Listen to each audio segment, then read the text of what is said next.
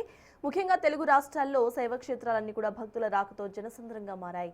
మహాశివుడి క్షేత్రాల్లో శివలింగాలకు భక్తులు ప్రత్యేక పూజలు, అభిషేకాలు నిర్వహిస్తున్నారు. వేకువజాము నుంచే భక్తులు నదుల్లో పుణ్యస్నానాలు ఆచరించి ఆలయాల వద్ద బారులు తీరారు.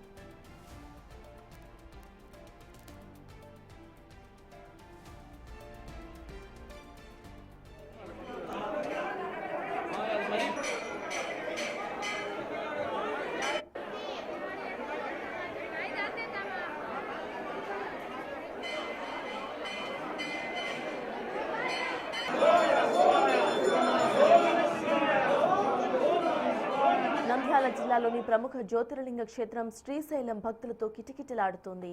బ్రహ్మోత్సవాల్లో భాగంగా ఆంధ్రప్రదేశ్, తెలంగాణ, కర్ణాటక రాష్ట్రాల నుండి లక్షలాది మంది భక్తులు తరలివస్తున్నారు.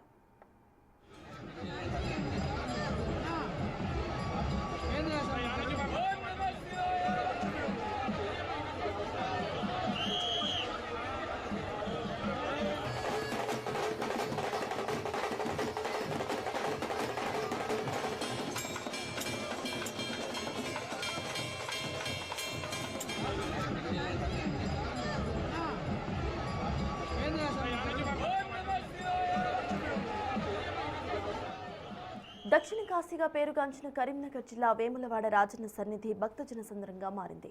మహాశివరాత్రి పర్వదినం సందర్భంగా పరమేశ్వరుడి దర్శనం కోసం జనం భారీగా బారులు తీరారు. 3 రోజుల పాటు జరిగే ఆలయంలో మహాశివరాత్రి జాతర జరగబోతోంది.